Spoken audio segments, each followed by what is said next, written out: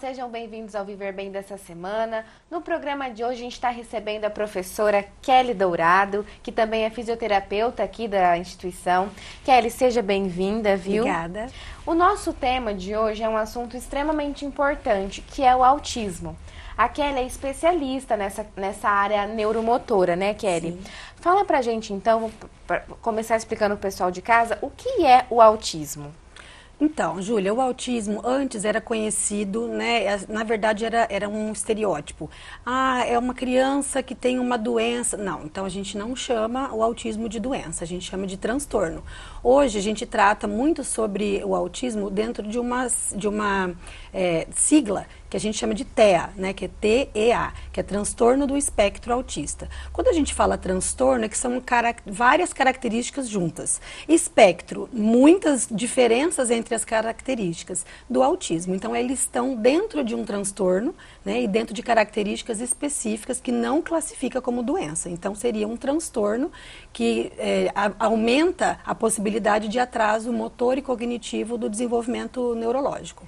E quais seriam essas características, essas diferenças entre um e outro? A gente pode classificar o autismo hoje, antigamente a gente falava, não tão antigamente, mas um pouco mais para trás, alguns anos atrás, a gente falava nível leve, moderado e grave. Hoje a gente fala níveis de suporte, então a gente não fala o autismo leve. Apesar da gente associar o autismo leve ao nível de suporte 1, então a gente classifica assim, nível de suporte 1 é aquele que precisa de menos suporte para sobreviver e fazer seus afazeres do dia a dia. Nível de suporte 2 é aquele que precisa de um pouco mais de suporte.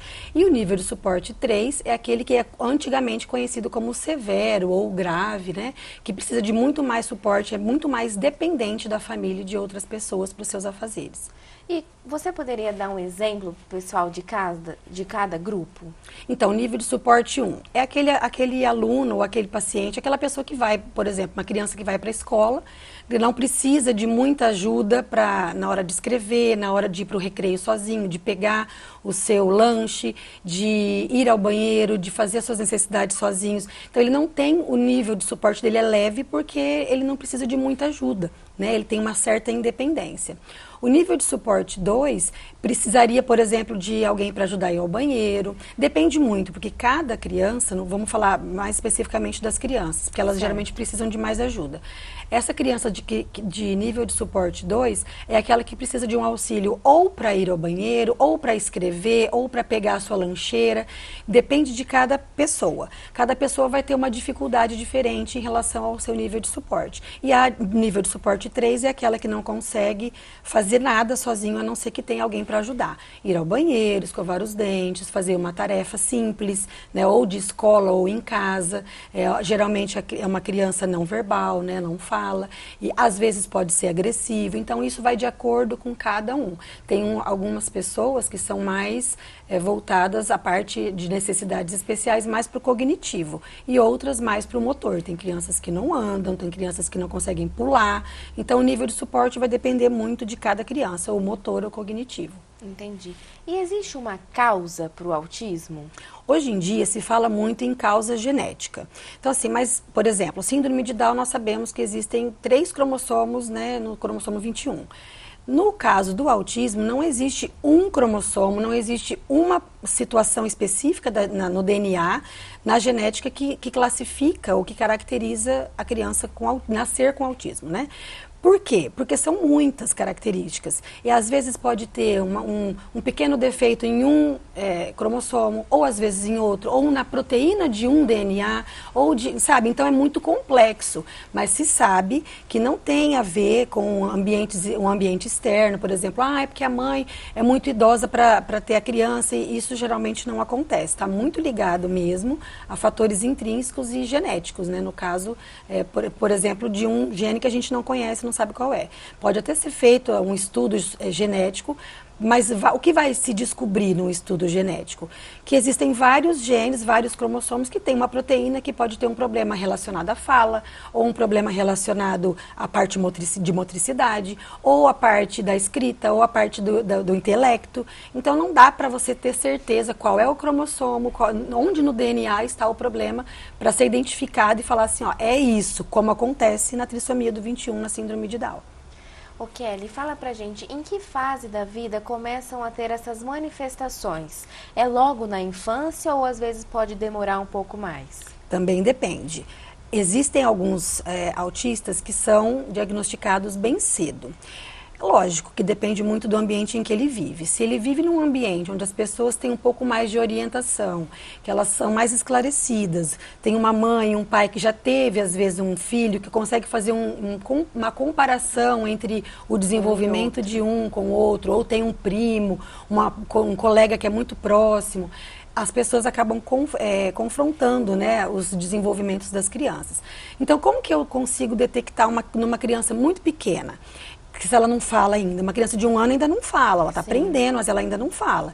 Então, pra gente é normal uma criança de 1 ano não falar. Ela vai desenvolvendo até que com 2 anos ela já pode e precisa ter a fala. Mas a criança de 1 ano, você chama ela, fulano, ela não olha. Fulano, ela não olha. Ou ela pega o carrinho, se é um menino, por exemplo, e o carrinho teria que andar com as 4 rodinhas no chão, fazendo o movimento do carrinho que a gente conhece. E essa criança pega o carrinho e usa esse brinquedo diferente. Ela roda a rodinha para cima. Ela brinca com ele como se ele não fosse um carrinho. Então, a gente consegue detectar alguns sinais dessa forma. A criança tem geralmente uma manifestação de enfileirar brinquedos ou objetos, seja brinquedos ou não. Então, elas têm algumas manifestações, mas que se a família, as pessoas em volta não estiverem ligadas, elas não percebem. Então, fala assim, não, isso é normal. Ou quando a criança chega aos 2 anos e ainda não fala, mas o pai dele falou com 3 anos. A criança com 2 anos já tem um repertório enorme de palavras. Então, quando a criança chega nos 2 anos, por exemplo, e não anda, toda mãe. Aliás, você não precisa nem ser mãe. Você fala, nossa, mas essa criança tem 2 anos e não anda? Só que quando é com a fala, as pessoas negligenciam, porque acham, não, mas cada criança tem seu tempo. Júlia, essa é a frase que eu mais repreendo nas pessoas. Cada criança tem seu tempo. Tempo é igual relógio. Passou, perdeu. Então, não existe cada criança tem seu tempo. Existem os marcos do desenvolvimento. Quem são eles? A criança tem que, com 1 ano, por exemplo, começar a ficar de pé para andar. Com 1 ano e meio já tem que estar andando. Com 2 anos já tem que estar falando. Isso vem, inclusive, naquela carteirinha de vacinação da criança. Está escrito lá naquela curva o que ela tem que fazer para cada idade. O pediatra sabe muito bem disso. Porém, nem sempre o pediatra consegue orientar a mãe da forma correta. Por isso que é sempre bom conversar com um neuro e indicar essa mãe, essa família, essa criança para um especialista, né? Então, porque às vezes passa desapercebido mesmo. Ô Kelly, e falando sobre a importância desse diagnóstico precoce, né? Você acha que ainda existe muito preconceito da própria família? Tipo, às vezes eles até identificam alguma coisa, mas tem medo de levar para o especialista para confirmar e... Exato. Ou faz isso, leva no especialista. Ouve o que não quer, vai para outro especialista. Ouve o que não quer, vai para um terceiro. Eu vou pedir uma segunda opinião, uma terceira opinião. Isso é uma forma de negação. Para a criança é muito ruim. Desde que a mãe, a família já detecte alguma coisa que possa caracterizar um atraso, que não necessariamente possa ser um autismo, mas que tem um atraso, ela já tem que fazer a intervenção precoce. A intervenção precoce é quando você descobre, ou quando você desconfia. Então, porque existem situações onde, eu marquei um médico, neurologista, mas é daqui 6 meses, é daqui 1 ano, ele não tem vaga agora. Mas a mãe já está percebendo um atraso na criança. E para criança pequena, Júlia, um mês, 2 meses faz muita diferença, né? Porque existe uma janela de aprendizado. Nessa janela de aprendizado, a criança aprende. Passou dessa janela, ela não aprende mais com tanta facilidade. Então, a gente precisa não perder os prazos da criança para poder, inclusive, fazer com que ela evolua mais rapidamente. Seja ela autista ou não. Tá? Então, quando você detecta algum atraso, não preciso ter um diagnóstico fechado. Eu preciso entender que a criança com 2 anos tem que falar. Eu falo com muitas mães que falam assim, ah, mas o médico falou que ele tem o tempo dele, que ele vai falar, que é para eu ficar calma, que eu tô com minhoca na cabeça. Não é isso. A mãe tem que seguir o que realmente seu coração está mandando. Não, minha criança, perto do priminho, não fala. Não é comparar as crianças, é comparar os marcos do desenvolvimento. É totalmente diferente. Então, é saudável que isso aconteça. Ah, o meu filho tem 2 anos e 3 meses. Outro dia eu falei com uma mãe que falou isso pra mim. Ah, ele tem 2 anos e 3 meses, mas ele só fala mamãe e papai. Como assim? Tem que falar mais coisas, já tem que formar frases ou palavras com 2, 3 sílabas. É muito importante isso. Por isso que a intervenção precoce, ela ajuda no desenvolvimento mais rápido da criança, entendeu? E você acha que aumentaram os casos ou a gente passou a descobrir, a conhecer mais esses casos? As duas coisas. Porque antigamente, os transtornos, porque assim, existem certos transtornos que estão dentro do espectro, né? Por exemplo, o TOD, que é o transtorno opositor desafiador. Esse TOD, antigamente a criança era vista assim, nossa, mas esse menino é muito agitado, nossa, mas ele atrapalha em sala de aula, nossa, mas ele não sossega, mas ele não para um segundo, mas ele bate nos colegas, mas ele... Era aquela criança vista como mal educada, como agressiva, sem educação. Então, vem de casa, não é. Hoje, claro que existem algumas exceções, né, que realmente pode acontecer dessa forma, mas hoje em dia se sabe que muitas crianças estão dentro dos transtornos de comportamento. E esse transtorno, o TOD, ele é muito comum. E é muito difícil lidar com ele, com a criança, sem uma medicação, sem uma terapia adequada, sem o acompanhamento do médico, sem a família saber. Porque aí a família, muitas vezes, bate, põe de castigo, faz um monte de coisa com a criança para castigá-la porque ela não se comporta. Aí ela fala assim, nossa, mas parece que faz de propósito. Não faz de propósito, ele tem um transtorno. Então, isso precisa ser investigado. As nossas crianças precisam ser mais olhadas, com esse certo carinho, com esse olhar de mais cuidado, sabe? Não falar, ah, esse menino, ele não me dá sossego, eu não consigo... Não é assim.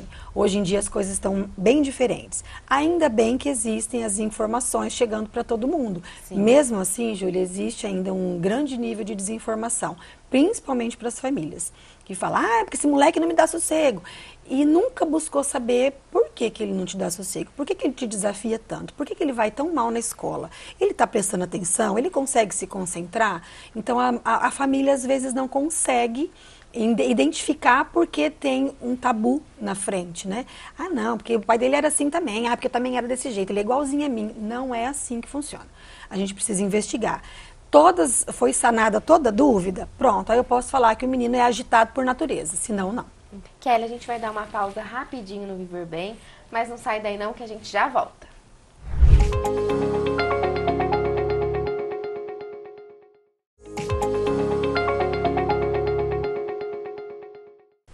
Oi pessoal, estamos de volta com o Viver Bem. No programa de hoje a gente está recebendo a professora Kelly Dourado e a gente está falando sobre o autismo.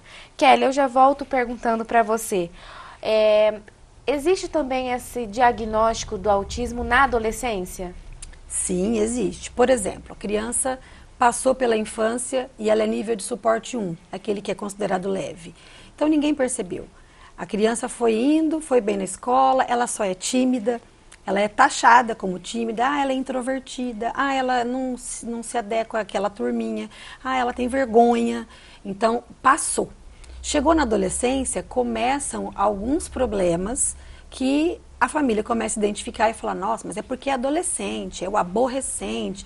Não, aí é que está o problema, porque se isso acontecer, essa criança que foi negligenciada e chegou na adolescência e não foi diagnosticado, vai ter mais problema para a vida dele.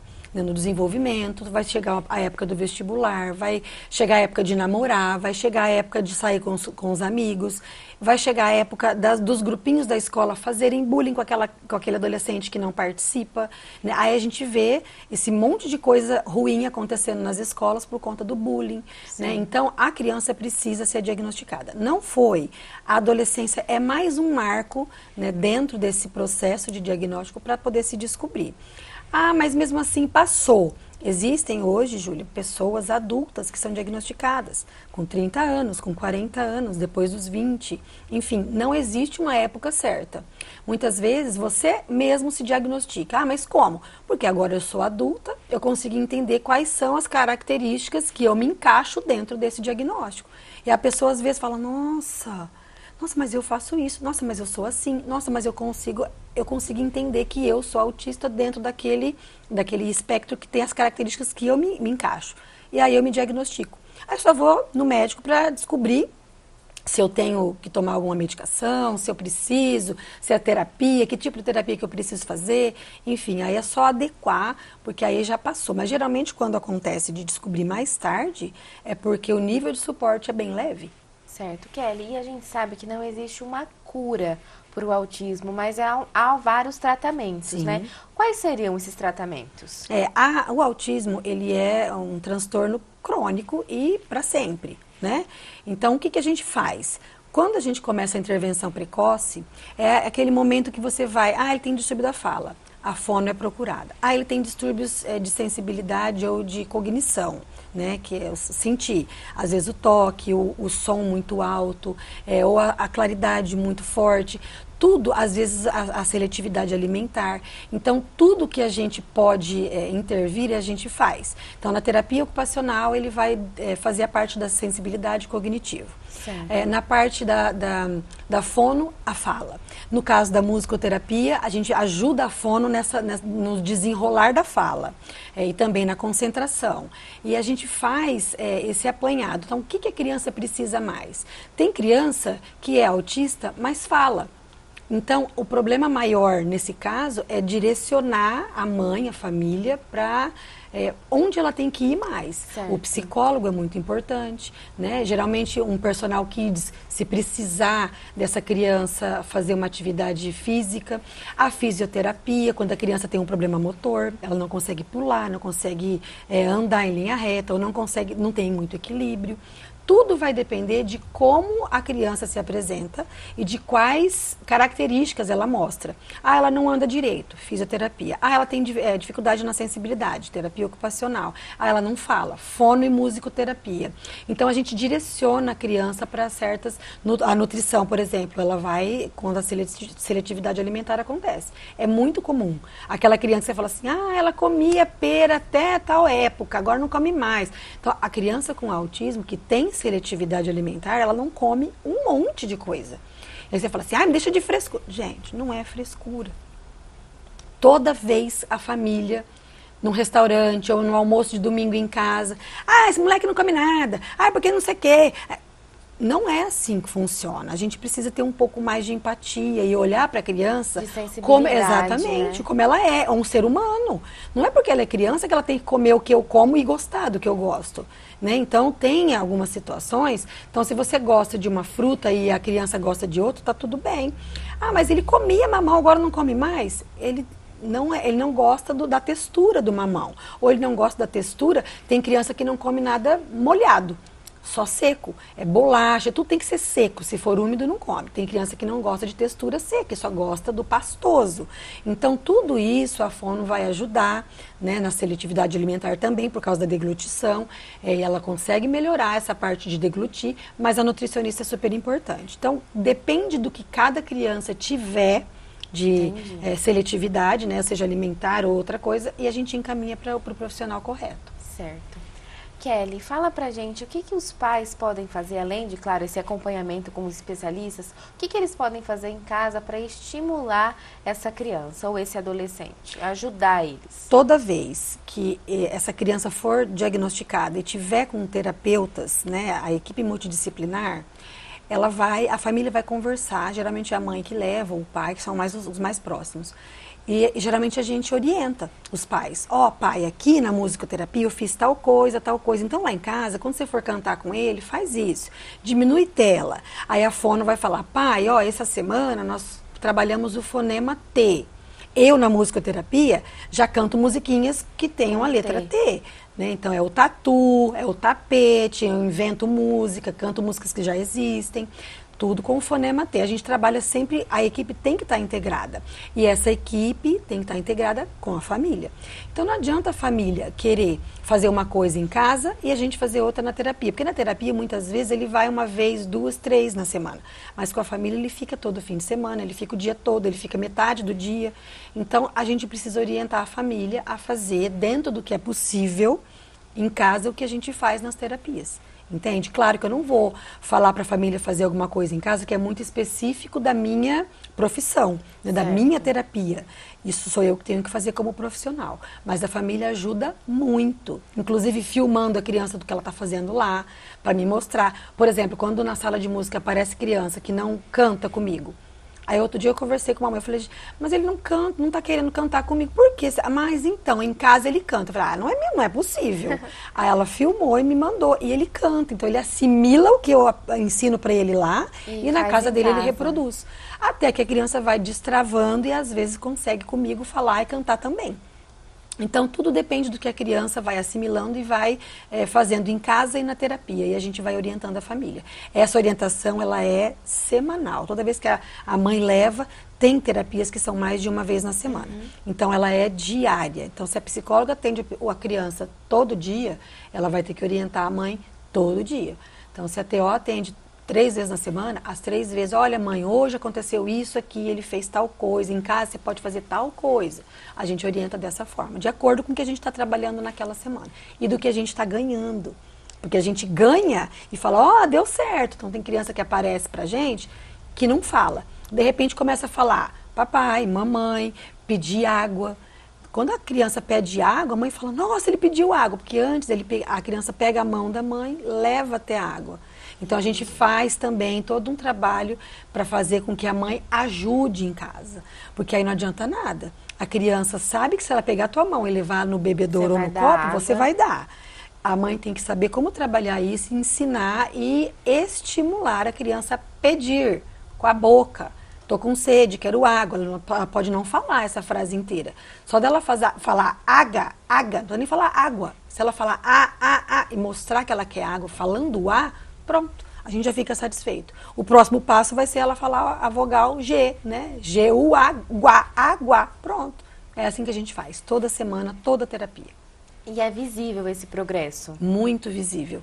As mães ficam muito satisfeitas e é muito engraçado como a evolução é rápida, porque uma mãe que descobre o diagnóstico da criança num mês e começa as terapias no mês seguinte, ela nota em 2 meses a diferença que pode ser mínima, tá? Às vezes você fala assim, nossa, ela não falava, agora em 2 meses ela fala? Não. Ela ganha algumas coisas que ela não fazia nada antes. Então, isso para a família e para a criança autista, Júlia, é maravilhoso, sensacional. As terapias ajudam demais. Falando sobre os adolescentes, como é que são as relações na adolescência? Que é quando esse adolescente ele se apaixona, ele começa a sair com os colegas. Como é que funciona isso? O autista, ele pode se apaixonar? Pode, ele se apaixona muito facilmente, aliás. Por quê? Porque muitas vezes a gente fala, o autista ele não tem sentimento, ele nem olha para mim porque ele tem dificuldade de fazer contato visual. Mas isso é uma característica do transtorno. A gente não tem que forçar nada, a gente tem que tratar isso na terapia, mas não é forçar nada. Então, quando chega na adolescência, o maior perigo são os grupos. Então, os grupos, aquele menino lá, não sei o quê, aquela menina lá, não sei o que lá. Então, eles julgam muito, porque muitas vezes falta de informação. Essa informação tem que vir de casa e tem que vir da escola.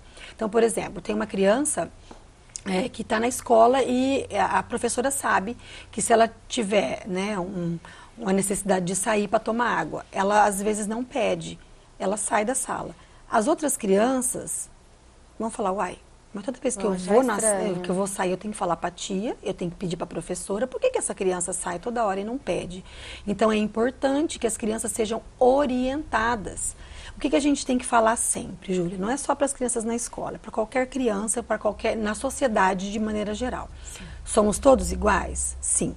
Mas temos necessidades diferentes. Então, se o Joãozinho, se a Mariazinha tem que sair da sala de aula sem pedir, porque ela não consegue se retratar à professora, né?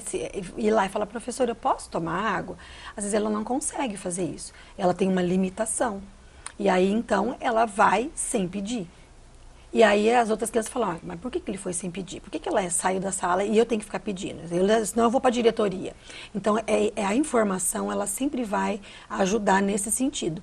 E as crianças tendo essa orientação, essa informação, elas não vão julgar as outras crianças, elas vão, inclusive, ajudar as outras crianças. Quando a criança ou o adolescente desregula, que muita gente conhece, que é entrar em crise. Hoje a gente não usa mais esse termo, para não ficar pejorativo. Mas a gente fala, a criança desregulou, aquela pessoa está desregulada.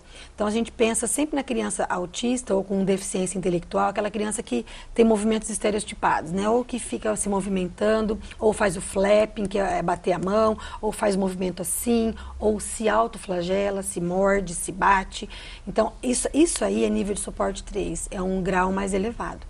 A criança que não é assim, ela está no nível de suporte 1. E aí dentro da sala de aula, os grupinhos não vão nem perceber. E aí vão acabar fazendo o bullying, vão desfazer do colega, vão julgar, vão taxar ele de chato, de snob, de não participar das coisas, CDF. São vários nomes e classificações que os colegas dão para essa criança e para esse adolescente.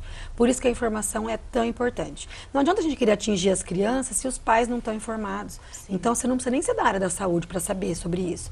Você precisa ser um ser humano.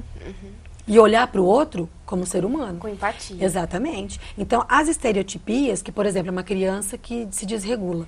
Então, às vezes, você precisa, às vezes, de uma bolinha para ficar apertando. Aí você fala, mas por que você fica apertando essa bolinha? É a minha forma de me acalmar. Então, a autorregulação tem a ver com as estereotipias. A estereotipia, ela não atrapalha a pessoa que tem. Você fala assim, para com esse tique de ficar mexendo na orelha. Às vezes não é tique, às vezes é uma estereotipia que a criança tem de ficar pegando na orelha para ela se autorregular, exatamente, a se tranquilizar. Então a gente não tem que ficar pegando no pé da criança, sabe, falando, para de pôr a mão na orelha, para de fazer isso, para com essa mania. Não é mania. Às vezes é estereotipia para se autorregular. Isso é muito importante também. Porque as crianças ou os adolescentes julgam, lá, aquele moleque esquisito fica fazendo aqueles movimentos. A informação é tudo. A informação liberta as pessoas, inclusive desse tipo de preconceito. Tá joia. Kelly, muito obrigada. Infelizmente, nosso tempo está acabando. Eu agradeço pela sua presença, viu? Eu que agradeço. E para encerrar, queria que você deixasse um recado para o pessoal de casa, para pais que talvez estejam passando por essa situação, né? O que eles podem fazer, quem que eles devem procurar, por favor. É importante. A informação liberta, como eu disse agora mesmo. E negar um diagnóstico óbvio só vai atrapalhar o desenvolvimento do filho dessas famílias.